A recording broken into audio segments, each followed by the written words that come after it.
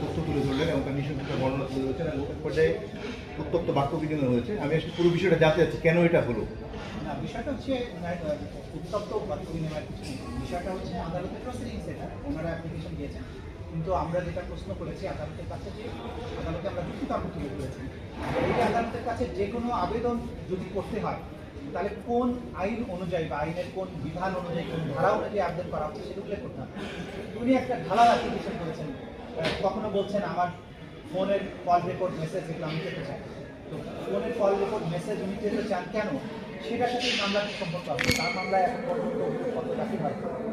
তো ওনার মেসেজ এবং call record যদি পেতে চান ভিন্ন ফোরামে যাবেন। তো ওনার যে কোনো কিছু দরকার হলে ট্রাইব্যুনালের কাছে আসছে, এটা আইনের বিধানের বাইরে, এটা আনহার্ড অফ। ওনার একজনের কাছে একটা জিনিস পান বা একটা জিনিস চেয়েছেন, উনি দেয়নি, ট্রাইব্যুনালের কাছে আসবেন, ওইটা পাওয়ার জন্য যেখানে যাওয়ার কথা আইনসম্মত উপায়, যে অথরিটির কাছে যাওয়ার কথা সেখানে তিনি যাবেন।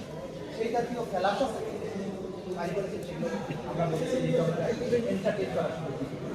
আরেকটা অ্যাপ্লিকেশন করেছেন যে ইন্টারোগেশনের সময় তার আইনজীবী পাশে পাশে পাশে উপস্থিত থাকার জন্য পারমিশন দিয়ে থাকে, এবং 2010 সালে যখন ট্রাইব্যুনাল প্রতিষ্ঠিত হয় সেই সময় থেকে এই নিয়মটা মানা হচ্ছে।